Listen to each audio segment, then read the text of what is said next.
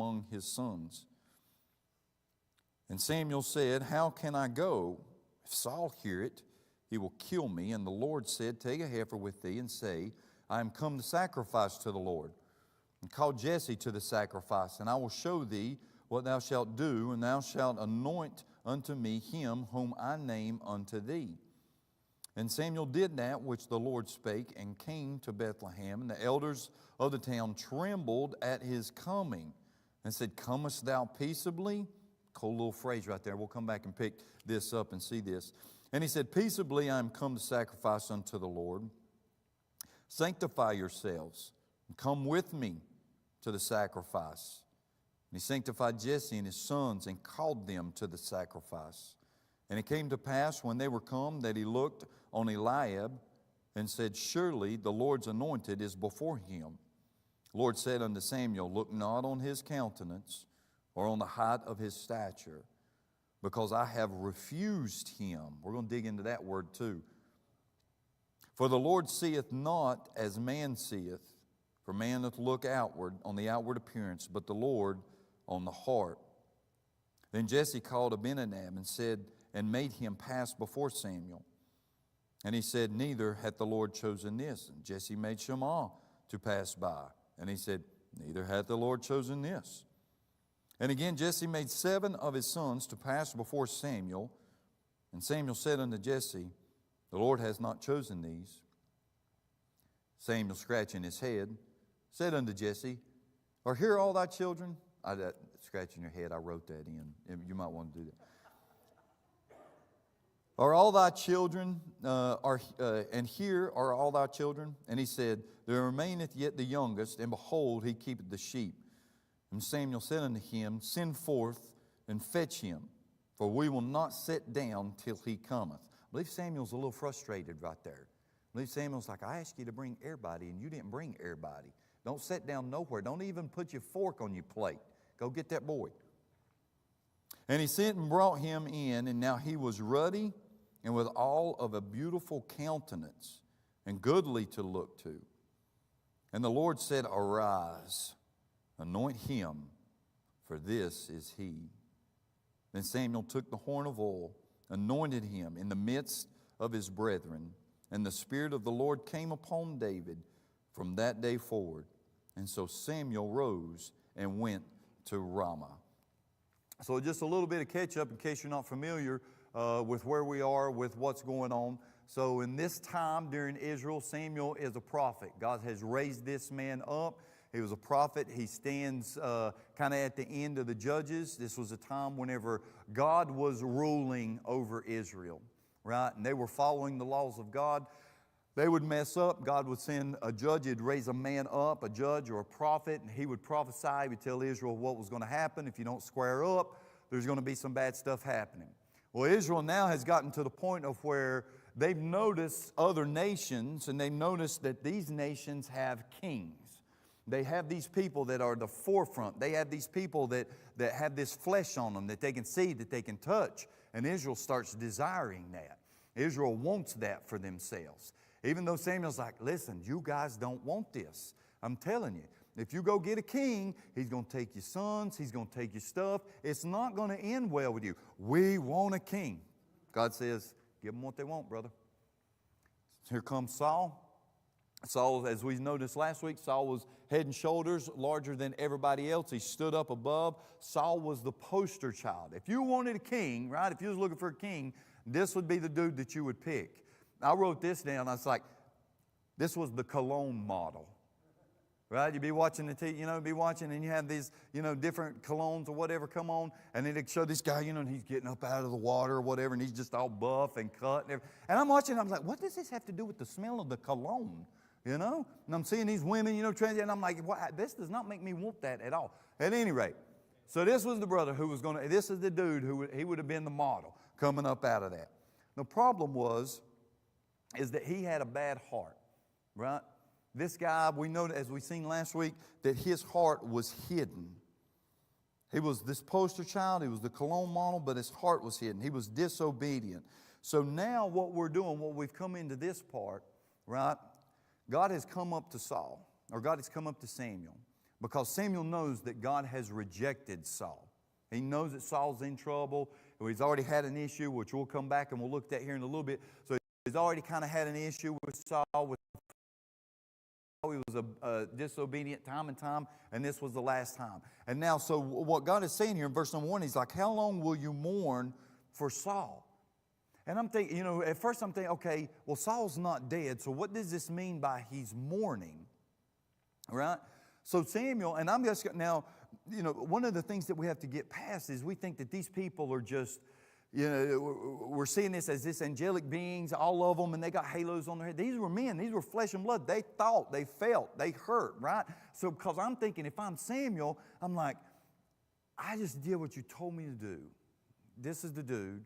We raised him up. This is the one that they wanted. We raised him up, and this brother has done nothing but been bad the whole time. Did I miss something here? Right? Is there something I missed? And I think because it says that he mourned for Saul, I think he was pulling for Saul. I think he wanted to see Saul do good. I think he wanted to see Saul lead and take the kingdom. And now but he's mourning because he knows this is not going to end well for Saul. But he says, how long wilt thou mourn for Saul? God said, it's time for us to move on. You had a space of time. Now it's time to go. Okay? I've got to work for you, and there's something that's going to get done, and I need you to get up, dry your eyes, and let's go. It had to excite him just a little bit when God says, I want you to take the horn and fill it up with oil. Right? There had to be a little bit of like when he first heard it, he's like, oh yeah, but. Because what we see is it says, and Samuel said, how can I go? In verse number 2, how can I go? If Saul hear it, he will kill me. Right? Now, as I'm reading through this and I'm thinking about it, oftentimes when we hear of conversations that people in the Bible have with God, and I'm not saying it's not true, but we want to attribute it as to arguing with God, right? That this guy's, it's not like, I don't think this was like with Jonah, where Jonah was just like, ain't going to happen, I'm gone. Don't matter what you say, I'm out, right? I think this was more of like, okay, God, so I'm going to anoint this new dude. You want me to anoint a king, but we already got a king. And if this king hears it, that's an act of treason, okay? He's still got the Secret Service. He's still got the men. He will try to kill me if we do this. So I'm a little bit confused here. And I think that, the Bible tells us to reason, to consider some things. Samuel has just been given something that's causing him some confusion, right? I mean, God just come on and said, listen, get up, dry your eyes, fill your horn, we're going to anoint another. And I think it's like, okay, whoa, let me chew on this just a minute. I'm not sure how I'm supposed to do this. And God's like, hold on a minute. I know, listen, there's more, right? But wait, there's more. This is not an infomercial, but God's just like, hold on, I got some more. I'm going to get you to take a heifer, okay? And still in verse number 2, take a heifer with thee and say that I'm come to sacrifice to the Lord. So all that is in verse 1. Now, one of the things, let me back up just real quick. Now, I don't know, we're going to do just a little bit of a study, okay, of how that I study, and I think some of these other men also study. So notice here at the end of verse 1, it says, I will send thee to Jesse the Bethlehemite, for I have provided me a king among his sons. Now, I don't know if you have, it's an app, and it's called Blue Letter Bible, BLB. Fantastic app. Absolutely fantastic. You can do so much in this, and it's so easy to navigate. It's so easy to use. It is a wonderful, wonderful source to have. One of the things that you can do in this app is when you pull up a Bible verse, right? So let's say we go to this verse. You can go straight to 1 Samuel 16. You start reading to verse 1. You tap on verse 1, tap on that verse, and it opens up some windows for you.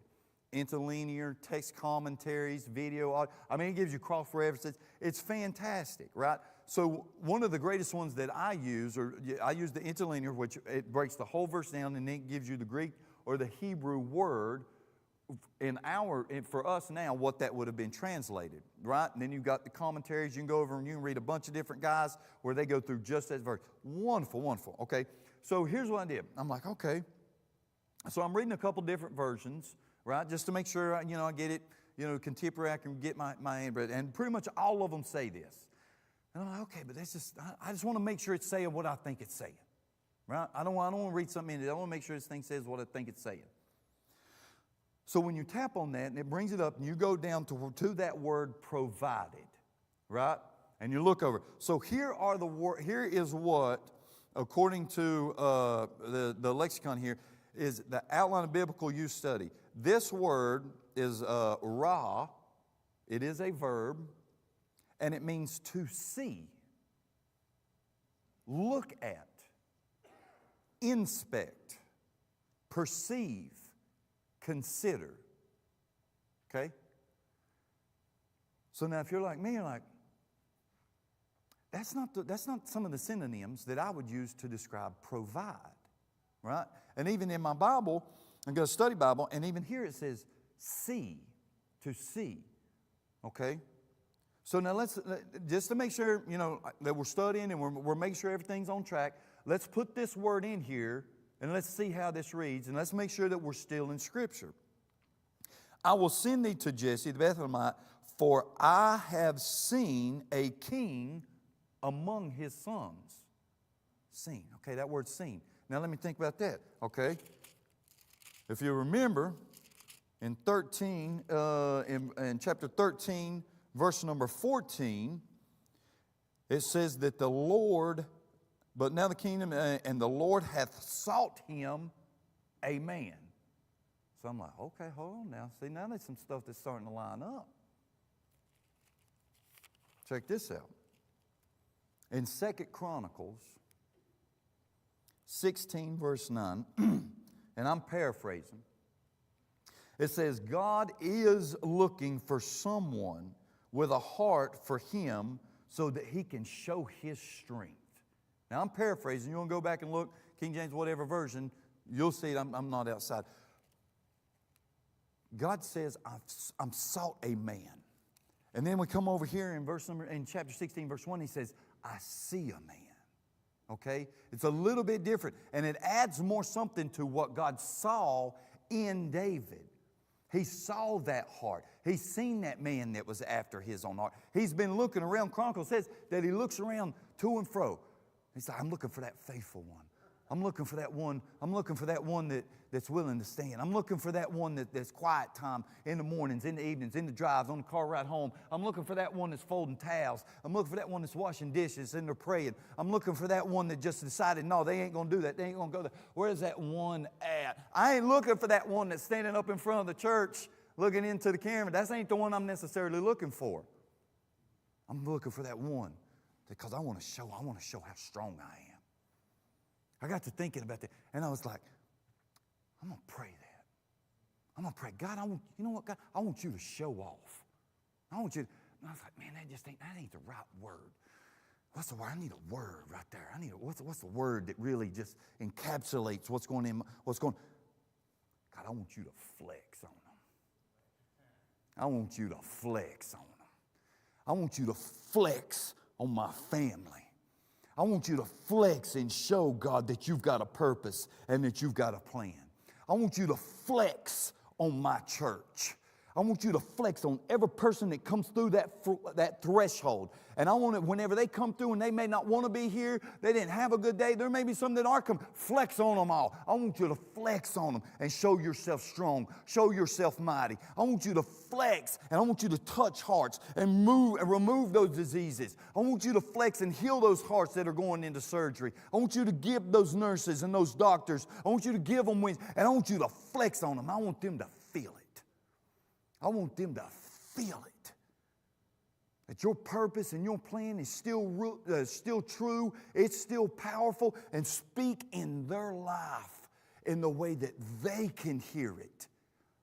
Speak in such a way that is so clear and is so powerful that they're like, I can't even tell nobody. I almost wish I hadn't done it like that. Because if I try to tell somebody what you just did, they ain't going to believe it, but I believe it. I want you to flex on them. God.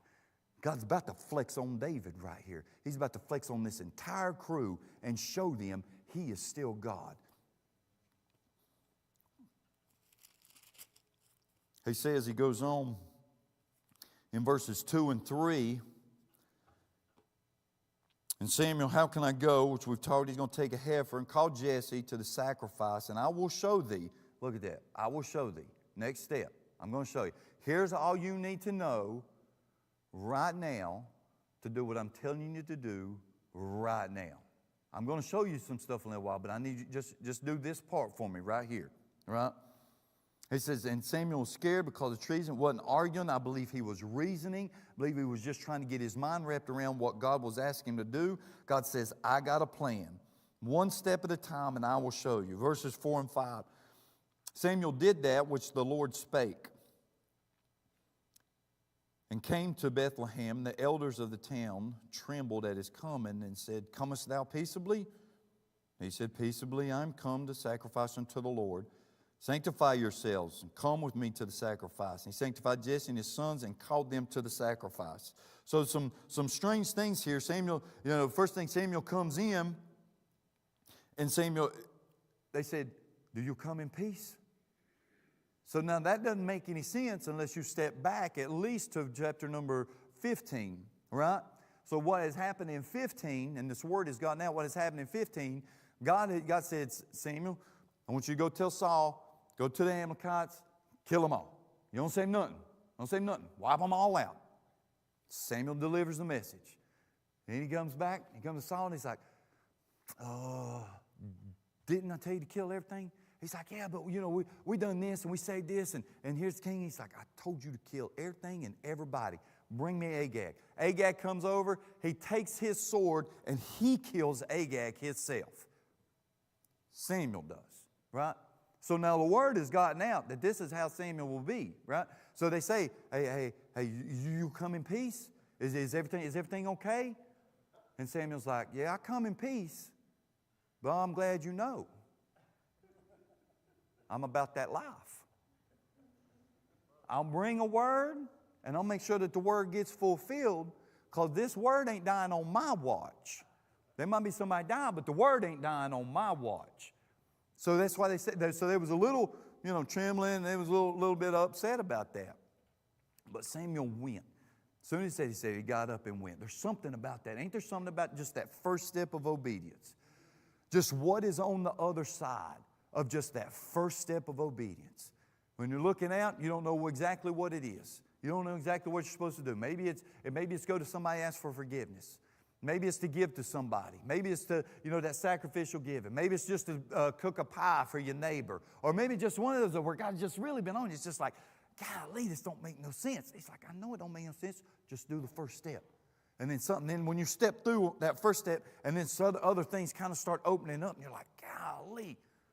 It's that everything that we encounter is like it's on the other side of obedience. Obedience opens those things up. It's on the other side, that blessing, that touch, that help, that revelation, right? That peace that's on the other side. Why do we so fight it? Why do we so fight it when we know it? Because it don't make sense. Much like with Samuel Hill, it just don't make sense. Like, God, how could you be in such a little thing as cutting my neighbor's grass and not saying nothing to him about it? How could you be in that? Just do the next thing. Don't worry. Just do the next thing. So they're asking. Samuel's like, yep, I come in peace. We're going to kill a heifer. We're going to have some food. It's going to be great. Let's get Jesse. Everybody get cleaned up. Sanctify yourself. Now, in this time, everybody's going to take a bath. Everybody's going to get ready. We're going to split it. This is basically, we're going to have a block party. Okay, this is the county fair. This is a big thing right now, and everybody's coming to it. When the man of God shows up and he's got a heifer, we eating good, right? Because this wasn't like what it is now, where we can have steaks anytime we want. We can go food line, we can go anywhere, right? Most of their food, if it didn't come from the ground, they didn't eat it. So if meat was being served, this was going to be a great time, right? So everybody is ready. Everybody's calling in. And Samuel's like, need you to get everybody. Jesse comes in. We got everybody up. He's like, bring me your boys. Eliab comes through. And what does it say? What does it say right here in verse number 7? It says, the Lord said unto Samuel, look not on his countenance or the statue of his height, because I have refused him. Now I'm thinking Samuel is playing right into the same thing that they did before, right? Whenever we saw Saul. Saul looked good. Eliab must have come, because I'm like, and I'm trying, like saying, and I might be out, but I'm just putting myself in there, and I'm thinking, I'm going to anoint this dude. If Samuel hears about it, he's going to be upset. He's going to try to kill me. Here's Eliab, and this is a lot of youngin'. This is not the boy that stands behind the plow. And this is the one that they hooked to the plow. And this brother been pulling. This is a big old youngin'. And if I need some protection, Eliab is the man that's going to help my brother out. This has surely got to be the man. Because apparently he was big. God said, don't look on his stature. Don't get caught up in that. Because we look on the outside. God, but I'm going to look inside. I got to see his. I know his heart. Right? We'll see later on, whenever we get down, you'll see whenever David goes to fight Goliath, and this is the dude that's angry with David. He's like, boy, what are you doing here? He reveals some of that's in his heart. When we come across scripture like this, and we see where God, because this word refused, it means rejected. It doesn't mean just like, no, he's not the one because there's another one. It means this is definitely not the one. This dude will never be it. I have rejected him. And so whenever there's powerful words like that calls our attention, we'll use our Bible app, type in this brother's name, and we find out where all he is. And by hearing what his conversation is throughout Scripture, now we can get some understanding of what his heart is. And now we can look back and we be like, okay, Lord, well, that makes sense. I can see now. His heart was revealed. And I'm sure that'll come up later when we go through whoever it is that has that about Goliath. But he rejected him. It was strong. It was serious. He says, man looks on the outside, I look on the inside. Right? Now we can play that two different ways. We can recognize that God says, you're just going to see this. This is all that you're able to see. So this is what you have to judge and base off. Right? So if I know that, then I can play into that. Just from this point, just from this worldly point. If I go to a job interview, that don't mean that I can go in my pajamas and sweatpants and say, hey, man, God at church said that the Lord looks on the heart. That dude, whoever's interviewing, he ain't going to care what your preacher said. We need somebody that's going to, because this is telling me right now that you probably ain't got much of a work ethic. You don't know how to get up and take care of yourself. I don't know that I can trust you to be here on time, right? Whenever I interviewed for the spot that I have, I was already working there, and I didn't wear, I wore like cut-off shirts. I had or shorts. I had shirts that had glue stains and stuff. That was what I did, right? You don't wear a suit if you're going to be, where you at, Isaac? You don't wear a suit if you're putting in mobile homes, right?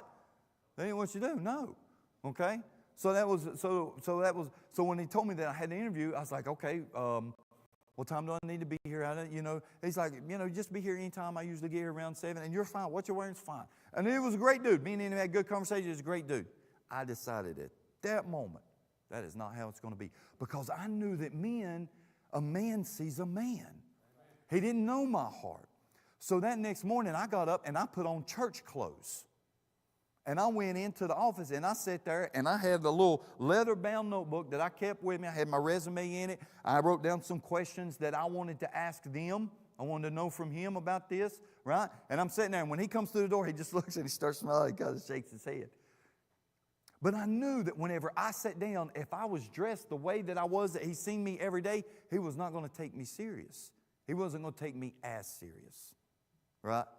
Because we're always going to, that's just how we do. So see, this is not necessarily a bad thing. If we recognize this and understand this, then we can use this. Like, I need to present myself in front of some people, right? How many people would go, if you were going to talk to the president, this one or the one to come, doesn't matter. If you were going to talk to him, would you be dressed in PJs? No. You want to present yourself right because man sees on the out. And if I can present myself right, Paul said, I became all things to all men, then I might win some. Right? So that don't mean that we can dress because God looks on the heart. I can't see the heart. They can't see my heart. Present something to somebody to where you can give that to them, regardless of where it is. But God's looking on the heart. Man looks on the outside. God looks on the inside. And it was the same thing with Saul. They tried to choose the same man. This is about prioritizing. God looks on the inside, so there's a prioritizing to the internal. There's a prioritizing. There's a thing of, it doesn't mean that we're not supposed to, that we don't have to dress nice just because God looks at the heart, but it is where the priority is. Doesn't mean that we're not supposed to take care of ourselves and do things, but the priority is on the inside, right? And you might be asking, he's like, okay, cool, I'm down with that, right? It's not on the outside, so I know it's not the diet, I know it's not the exercise, I know it's not the, the fixing my hair, I know it's, but I know how to do all those things. So I know how to work in the iron. I know how to make myself look good. How do I make the internal look good? How do I make the internal be good? Well, if you're asking that question, that's a great place to be. Because I got to be honest, I was there. I didn't know. I really didn't know. I was like, I don't know how to do this. So I told him that. I just told God that. Like, God, I don't know what this looks like. I don't know. Seek ye first the kingdom. I don't know what that means. I don't live in a kingdom no more. I don't know what that means. But will you show me? Will you help me understand what that means? Right? I don't know how to pray. Lord, help me learn how to pray. Lord, I don't have a hunger for the Bible. God, give me a hunger for the Word. Just ask Him. Give me a hunger and a thirst. It don't bother Him that you come to Him in that humility and ask Him those things. That encourages him. He's like, I'm glad you asked. What a great question. That's a good question. I'm going to help you out with that. I'm going to give you a little something. Now, that don't mean that we're devoid of responsibility. We ask God to give us a hunger for the Word, and we don't ever pick the Word up. Well, we ain't going to get no hunger for it, right? We ain't going to get no thirst for it. We ask God what it means to walk right, and we don't ever talk to other people that we know are walking right, and we reveal our troubles, and they help us learn how to, right? We're giving people, we're giving the Word, we're giving the Spirit to guide us, and we're to use all of it to grow closer. Minute by minute, day by day, just like Samuel was doing, just do what you know you're supposed to do. Just do what you know you're supposed to do, right? Some of those things that I see in this, and David, we look on. And so Samuel goes on. Samuel's like, bring the boys through. Eliab comes through. Not Eliab. Next, Shema comes through. Benadad comes through. Benadad got to be listen to all the syllables in that name. This has got to be the brother, right? Nope, it's not him. Shema comes through. And that just, don't King Shema, that just sounds like, that's the one we want. Shema comes through. Nope, not the one. All of them come through. It ain't none of them. Now, could you imagine if you're there? This is fantastic. Could you imagine if and your son number 7, right? You're back there in line, just kind of waiting. Nice. Eliab? No, not Eliab. Benadad? No, not a Benadad. Shema? No, not Shema. Fourth guy gets called up, fifth guy gets called up, sixth guy, and you're like, just be humble. Just be humble. You're going to be, I know you're the one. You're the last one. And we're anointing a son today. Just be humble. And you're looking at your brothers like, hey, don't worry about it. I got a post for you. Listen, you're going to be Homeland Security, okay? You're going to be that's probably what this brother is really, I'd have been thinking that. If I was him, we've gone through all 6, and now I'm the last one, and one of us is getting it. Ta-da! Right? And Samuel said, I don't know what's going on here, but I do know it ain't none of these. And that's when he goes to Jesse, he's like, did I tell you to get all your boys? Because here's what I know is right. I know I heard God right. And God said He was anointing one of your boys. I told you to bring all your boys. So I have to believe, since God said it's one of your boys, and this ain't none of your boys, you got some more, you got another boy somewhere. It's like, yeah, I got another boy. He's out with the sheep. Well, you need to send somebody to go get him.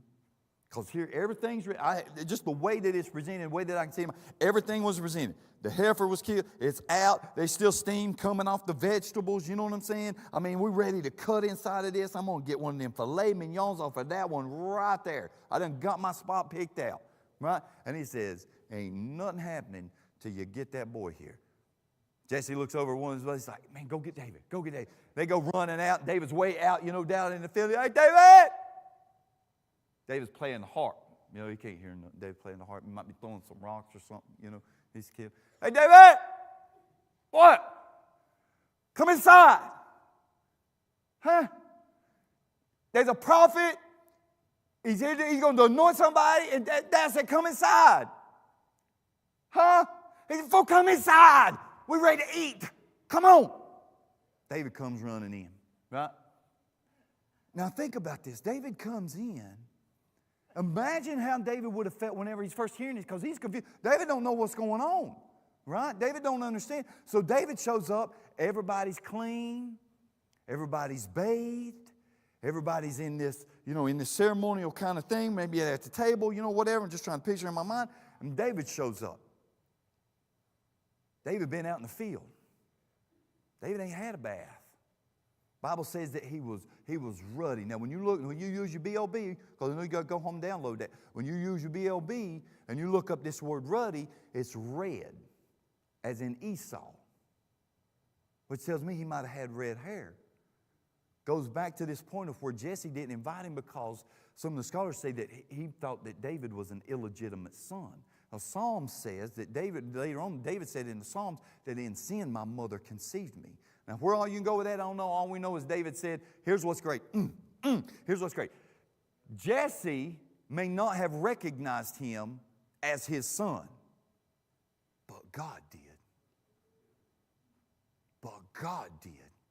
Because everywhere after that it said the son of Jesse, the son of Jesse, the son of Jesse. It may not make no difference of how you got into this world, who your family is, who got called in. God said that's the son of. You are chosen. This is who you are with. It don't make no difference what brought you into this world. Whoever raised you, whoever you call mom, or whoever you call dad, whoever you call grandpa, whoever you call whatever it is, that's it. It don't make no difference who rejected you. That's not your future. It's the one that God gave. God said, this is the son of, and this is the one that I'm bringing it through. So he comes in, and like I say, imagine how David felt, man. Nobody there. Nobody invited him. He's all nasty. He's all terrible. Everybody's like, what is going on? David's stinking. And this is the very picture, even within this, is the very picture of none of that mattered. How David looked didn't matter to God. How David smelt from watching the sheep, from taking care of the sheep, didn't matter to God. He might have walked through some of the people and they're like, golly, well, you couldn't have stopped by a brook on the way through? You know what I'm saying? Come walking in like that. And he goes over to Samuel, and Samuel takes that horn, pours that cup, and right there in front of all of them, he pours it over him and anoints David. And what I get, from that is we can't judge the outside. You ever been surprised by what somebody knew that you thought didn't know anything? You ever been surprised by a brother in a suit? It's like, man, what you know about working a John Deere or hooking up to a horse? And this brother tell you everything and he wearing a suit. Like, dude, you ain't supposed to know that stuff. What about the sweeper at the shop when he goes to talking about quantum physics? I'm like, dude, how do you know? What? You ever been surprised by what somebody knew that you're like, man, they shouldn't know that stuff, right? We can't look on the outside and let that. And it's hard. I got to do it to myself. And listen, would to God, a lot of this stuff was a one-time prayer and it was just fixed. Wouldn't that be great if we just didn't do that? We just pray it and it was just fixed. But it's stuff that every time God just keeps showing us and just keeps revealing. Don't judge that book by its cover. Don't judge that book, because I'm about to show them this is the practical application that I'm showing right here, revealing in front of everybody that outward appearance means nothing. It's that inward appearance that means everything to me. I got so far past my notes. Notice this. Notice in verse number 13. It says that Samuel went back to Ramah. The implication is David went back to the sheepfold. Right? That's our understanding, because later, we'll find out later, he gets called up to Saul. So something has happened here where everybody leaves like, what in the world is going on? Samuel's not sure about what's going on, but notice what Samuel did not do. And here's our caution for not getting ahead of God. Samuel did not get all involved in David and try to lift David up and say, now let's go overthrow Saul. I said, no, that's not where we are. You're trying to do something the wrong way. You're trying to do the right thing the wrong way.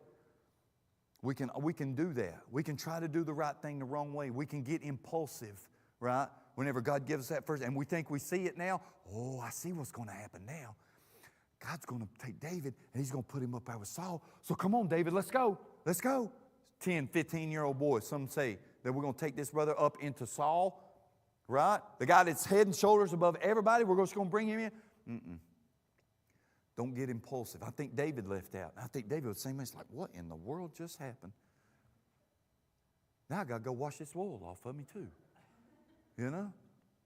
I mean, I got to, and the brothers, what were the brothers doing?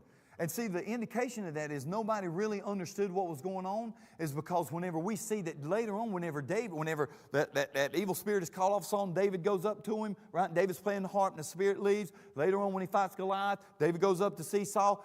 Let me ask you something. If you had been anointed king, the first time you saw the king, what would you say to him? If it was me, and I knew that I was anointed king, I knew that for a fact, I'm anointed king, and I get called up to the king's house, I'm like, oh yeah, I'm going to need you to get all your stuff. You say, I live here now. This is my place. So I need, but he never said that. He never said that. I think what's happening right here, I think David is like, he's trying to wrap his mind around what's going on. He might be a little confused, he's not entirely sure, which shows something about why he was a man after God's own heart, because God was able to show him some stuff, and David kind of hold on to it and not get impulsive with it. David not trying to interject himself into the situation and make things go his way, but he just kind of wallowed. He's like, God, there's something here, and I don't know exactly what it is. But something different. And it said that the Spirit of the Lord rushed upon him at that moment. There had to be something where he's like, whoa, what in the, what? I don't know what just happened. And listen, this guy's talking to a guy at the shop about this. And he said, he had read this, when you have an encounter with God, you'll walk away with a limp, not with a strut. When you have a true encounter with God, you're going to leave there being like, did you just say that to me? But I know me. You really asking me to step into this and do this? I mean, you've been on me and I can feel it. I know that's what you want me to do. But this is me. This is me. This is not Sean. This is not Robert. This is not Jamie. This is me. And it takes a little time to wrap your mind around that. It takes a little time to let that meditate. Right? They say, this is me. When you have that encounter, it'll leave you stumbling. It'll leave you like, what? And you won't leave a true encounter with God. You won't leave him like, let me tell you what God said. That's not how it's going to be. That's flesh. That's not an encounter with God. And when God comes on a man, comes on a woman, and he gives them something, the first thing they think about is how inadequate they are. How I can't do that. God says, oh, you can do it. And me and you are going. Some takeaways from this. First of all, just do the next step. Just do the next thing. Faith moves forward. Just do the next thing. Whatever it is he's telling you to do, just do the next thing. Number 2, don't judge a book by its cover. We don't have a clue. Don't judge a book by its cover.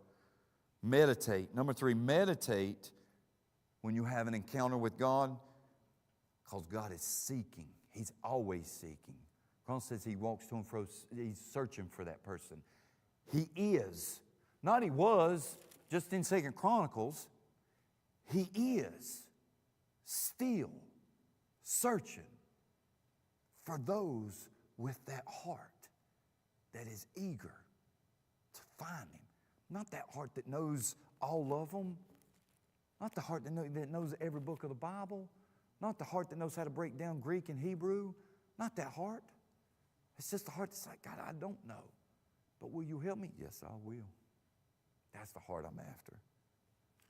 That's some of the observations from 1 Samuel 16. Sir?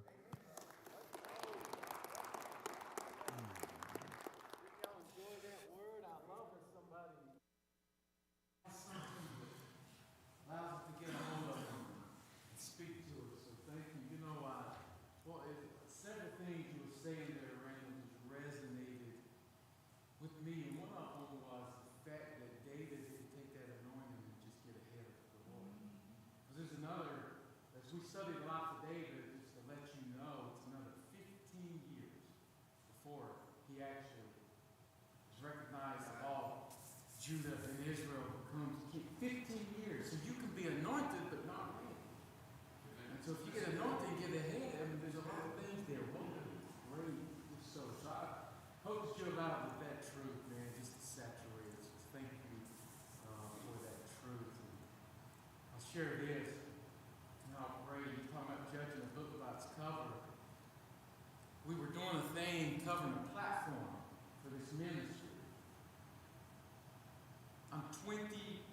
years old and got it all figured out.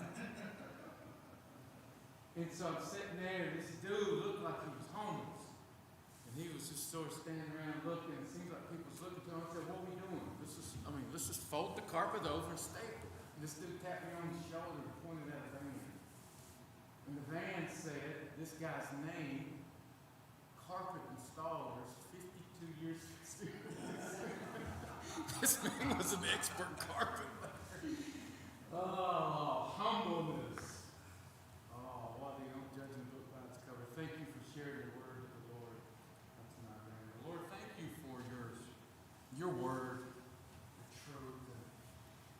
God, may we just continue to come to your word as a child and just learning new things.